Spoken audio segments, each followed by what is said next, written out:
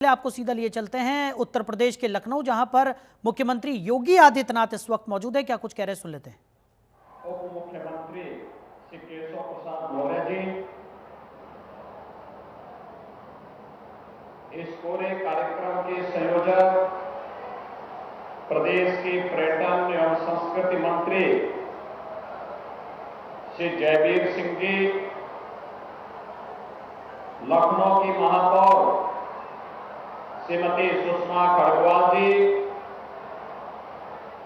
उत्तर प्रदेश सरकार के पूर्व मंत्री, विधान परिषद के सदस्य डॉक्टर महेंद्र सिंह जी, विधान परिषद के माननीय सदस्य श्री रामचंद्र प्रधान जी, डॉक्टर लालजी प्रसाद जी, इंजीनियर अवनीश कुमार सिंह जी, माननीय विधायक श्रीमती जयदेवी जी, डॉक्टर नीरज बोरा जी, श्री योगेश शुक्ला जी, श्री ओपी श्रीवास्तव जी, भारतीय जनता पार्टी के जिला के अध्यक्ष श्री विजय कुमार मौर्य जी, आज के इस कार्यक्रम में उपस्थित देश की आजादी के लिए और स्वतंत्र भारत में देश की सीमाओं की सुरक्षा के लिए अपनी शहादत देने वाले उन बलिदानी परिवारों के सभी सम्मानित सदस्यगण, देश की सेना, अर्धसेना और पुलिस के हमारे बहादुर जवान और आज के समापन समारोह में उपस्थित सभी मेरे उपस्थित युवा साथियों, बहनों और भाइयों, काकोरी ट्रेन एक्शन शताब्दी समारोह का आज समारोह है। ठीक 100 वर्ष पहले 9 अगस्त 1925 को इसी स्थल पर उस समय के महान क्रांतिकारियों ने भारत के जिस खजाने को ले जा लूट करके यहां की जनता की खून पसीने की कमाई को ब्रिटिश हुकूमत इंग्लैंड ले जाने का कुत्सित प्रयास कर रही थी, उसे देश के उन महान क्रांतिकारियों ने इस ट्रेन एक्शन की घटना के माध्यम से अपने कब्जे में लेकर के क्रांतिकारी गतिविधियों को आगे बढ़ाने का काम किया था। मुख्य रूप से इस पूरे अभियान को नेतृत्व प्रदान करने वाले पंडित राम प्रसाद बिस्मिल, असफाउल्लाह खां, ठाकुर रोशन सिंह, चंद्रशेखर आजाद, राजेंद्र नाथ लाड़ी और एक लंबी श्रृंखला उन क्रांतिकारियों की थी जिन क्रांतिकारियों को अलग अलग जेलों में बंद करके बिना सुनवाई के ही ब्रिटिश हुकूमत ने फांसी के फंदे पर पहुंचाने का काम किया था। पंडित राम प्रसाद बिस्मिल को गोरखपुर की जेल में रखा गया, उन्हें वहीं फांसी दी गई। किसी क्रांतिकारी को गोंडा की जेल में, किसी को फैजाबाद की जेल में, किसी को नैनी की जेल में, और चंद्रशेखर आजाद ब्रिटिश हुकूमत के हाथ में नहीं पड़े, बल्कि इन्होंने मुकाबला करते हुए स्वयं वीर गति को प्राप्त की। आज शताब्दी महोत्सव उन महान क्रांतिकारियों के स्मरण का एक महान दिवस है। हमारी पीढ़ी एक नहीं जाने को ट्रेन एक्शन की घटना माध्यम से अपने कब्जे में उन क्रांतिकारियों ने ली थी, वह था मात्र 4,600 रुपया, 4,600 रुपया। और ब्रिटिश हुकूमत ने इन क्रांतिकारियों को पकड़ने के लिए बिना सुनवाई के उनको फांसी देने में जो पैसा खर्च किया था वह था उस समय 10 लाख रुपए से अधिक। बहनों और भाइयों, आज से 100 वर्ष पहले इस देश की इस महान आजादी को लेकर के जो क्रांतिकारी अपने आप को बलिदान किए थे, उनका पुनः पुनः स्मरण करके उनके प्रति कृतज्ञता ज्ञापित करने के लिए हर भारतवासी को प्राण प्रण से जुटना चाहिए। आज का ये समारोह इसी संकल्प को आगे बढ़ाने का समारोह है। आज जब हम यहां एकत्र हुए हैं तो हमारा संकल्प होना चाहिए कि राष्ट्रभक्ति को फिर से जन जन के हृदय में हम प्रतिष्ठित करें, क्योंकि राष्ट्रभक्ति का जो उदग्र भाव उन महान क्रांतिकारियों ने संचार किया था, जिसमें स्वयं की परवाह के बगैर हमें अपने देश को विदेशी हुकूमत से मुक्त करना है और उसके लिए अपने आप को बलिदान देने की, हर कीमत को चुकाने का जो जज्बा था, उस जज्बे का परिणाम ये है, उसी जज्बे का परिणाम है कि देश 1947 में आजाद हो गया। ये उसी की कीमत है और इसीलिए हम सबका संकल्प होना चाहिए कि राष्ट्रभक्ति का यह ज्वार जन जन के हृदय में प्रतिष्ठित हो। एकता और गर्व का प्रतीक बन चुके तिरंगे को हर घर तक पहुंचाना है। याद रखना, भारत की आन मान और शान का प्रतीक तिरंगा झंडा हमारा राष्ट्रीय प्रतीक है। इस तिरंगे को हर घर पे फहराना है और उन महान सेनानियों को नमन करना है जिनके बलिदान से हमारा देश स्वतंत्र है और भारत की एक सुनिश्चित हुई है। ये 3 संकल्प लेकर के जब हम कार्य करेंगे तो याद रखना, जिस महान उद्देश्य को लेकर के इन क्रांतिकारियों ने अपने आप को बलिदान किया था, वह महान उद्देश्य स्वतः स्फूर्त भाव के साथ आपके चरण कमलों को चूमता हुआ दिखाई देगा और विकसित भारत की संकल्पना को आगे बढ़ाने में, प्रधानमंत्री जी के विजन को आगे बढ़ाने में हमें सफलता प्राप्त होगी। देश के स्वाधीनता दिवस के अवसर पर आदरणीय प्रधानमंत्री जी ने देशवासियों के सामने यही संकल्प दिया है। हर भारतवासी ने भारत की सेना के शौर्य और पराक्रम को सदैव सम्मान किया है और अभी हाल ही में दुश्मन देश के द्वारा भारत पर थोपी गई युद्ध का जवाब भारत के बहादुर जवानों ने ऑपरेशन सिंदूर के माध्यम से जिस तत्परता के साथ दिया, पूरी दुनिया ने भारत के सामर्थ्य और भारत के शौर्य का लोहा एक बार फिर से माना है। बहनों और भाइयों, अपने सैनिकों के प्रति सम्मान का भाव रखते हुए पूरे देश के अंदर प्रधानमंत्री जी ने हर भारतवासी का आह्वान किया है कि हम 13 अगस्त से 15 अगस्त तक हर घर तिरंगा के आयोजन के साथ जुड़ेंगे। हर स्थल पर, हर गांव में, हर नगर निकाय में, हर वार्ड में तिरंगा यात्रा निकले। भारत के प्रति हमारी राष्ट्रभक्ति का ये प्रमाण हमारे घर के ऊपर तिरंगा झंडा हो और हम सब तिरंगा यात्रा के माध्यम से राष्ट्रीय एकता के संदेश को विभाजनकारी ताकतों के मंसूबों को तोड़ते हुए आगे बढ़ाएं।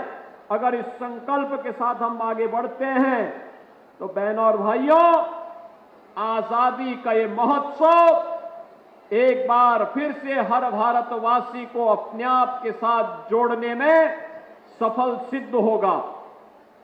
भारत के उन महान स्वतंत्रता संग्राम सेनानियों के प्रति कृतज्ञता ज्ञापित करने का यह अवसर हम सबके सामने है।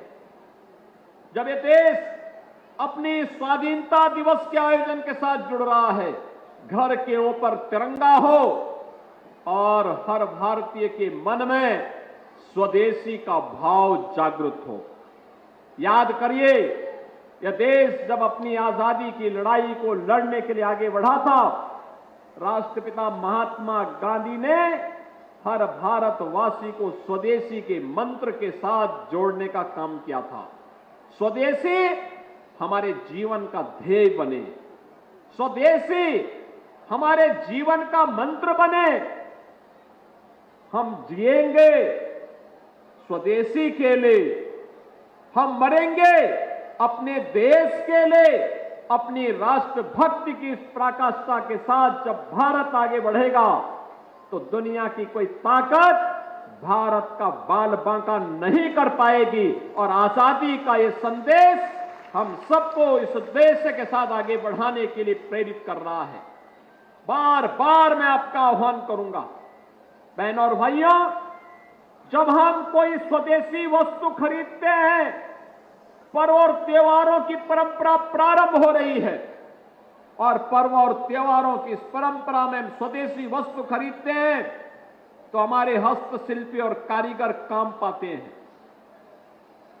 उसका जो पैसा हम देते हैं वह हस्तशिल्पी, कारीगर और हमारे उद्यमियों के पास जाता है। जो उनके पास जाएगा वह देश के विकास में ही खर्च होगा, वह देश के ही विकास में खर्च होगा, देश के उत्थान में खर्च होगा, देश की समृद्धि में ही वह पैसा लगेगा। लेकिन जब हम विदेशी वस्तु खरीदते हैं तो विदेशों की वस्तु खरीदने की कीमत हमें उस समय तो चुकानी ही होती है, लेकिन बाद में आतंकवाद के रूप में भी हम उसकी कीमत चुकाते हैं। आतंकवाद का दंश झेलने के लिए भी हम मजबूर होते हैं। कल रक्षाबंधन का पावन पर्व है और रक्षाबंधन के अवसर पर स्वाधीनता दिवस 15 अगस्त को स्वाधीनता दिवस के अवसर पर और 16 अगस्त परित्राणाय साधूनाम विनाशाय च दुष्कृताम का उद्घोष करने वाले भगवान श्री कृष्ण की पावन जन्माष्टमी का आयोजन। एक लंबी श्रृंखला पर्व और त्योहारों की अब आगे आने वाली है। विजयादशमी आएगी, दीपावली आएगी, छठ आएगा और ये सभी आयोजन आएंगे। हम जो भी उपहार देंगे अपने घर के लिए खरीदेंगे, भले ही तात्कालिक रूप से थोड़ा महंगा हो, लेकिन वही खरीदेंगे जो स्वदेशी का होगा। 2 अक्टूबर को हम हर भारतवासी, हर उत्तर प्रदेशवासी गांधी आश्रम में जाकर के एक एक खादी खरीदे। उसका जो पैसा जाएगा वह चरखा और हमारे महिला स्वयंसेवी समूहों को पैसा जाएगा। याद करिए, भारत का पैसा भारत के अंदर लगे, भारत समृद्धि को प्राप्त होगा। भारत का पैसा जब विदेशों में जाएगा तो यही पैसा फिर भारत के खिलाफ आतंकवाद को, उग्रवाद को, नक्सलवाद को भड़काने के लिए दुरुपयोग होगा। हमें इस प्रकार की किसी भी उस दुराभिसंधि से बचना पड़ेगा जो हमारा ये पैसा हमारे खिलाफ इस्तेमाल हो। और आज के इस अवसर पर मैं एक बार फिर से आपका आह्वान करूंगा, काकोरी ट्रेन एक्शन के इस कार्यक्रम के दौरान उत्तर प्रदेश सरकार ने आदरणीय प्रधानमंत्री जी के मार्गदर्शन में अपने क्रांतिकारियों का तो स्मरण किया ही, साथ साथ उन सभी शहीद स्मारकों के पुनरुद्धार के कार्यक्रम को भी आगे बढ़ाने का काम किया। उत्तर प्रदेश इस देश से बड़ा समृद्धशाली है। उत्तर प्रदेश ने प्रथम स्वतंत्र समर में मेरठ हो या झांसी, गोरखपुर हो या लखनऊ, प्रदेश के अलग अलग स्थानों पर क्रांति की वह लौ जली थी, जिसने देश के अंदर एक नई आशा और उमंग का संचार किया था कि देश आजाद हो सकता है, आजादी की कीमत चुकानी पड़ेगी और हर सफलता अपनी कीमत मांगती है। और वहां 1857 में एक साथ पूरे देश के अंदर कहीं झांसी की रानी लक्ष्मीबाई थी, कहीं धन सिंह कोतवाल थे, कहीं पर इस लौ को जलाने का काम बंधु सिंह जैसे क्रांतिकारी कर रहे थे।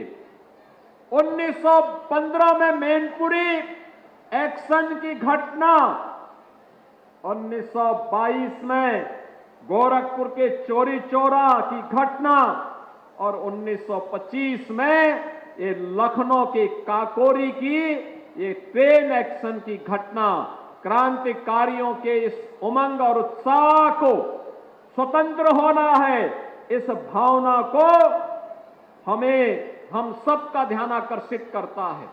उन क्रांतिकारियों के प्रति सम्मान व्यक्त करते हुए हमारी सरकार ने यह तय किया कि लखनऊ का मलिहाबादी आम काकोरी ब्रांड के रूप में पूरी दुनिया के अंदर पहुंचेगा। और आज हम काकोरी ब्रांड के आम को पूरी दुनिया के अंदर पहुंचाने का काम कर रहे हैं। बहनों और भाइयों, ये उन क्रांतिकारियों के प्रति हमारी श्रद्धांजलि भी है, उनकी स्मृतियों को नमन भी है।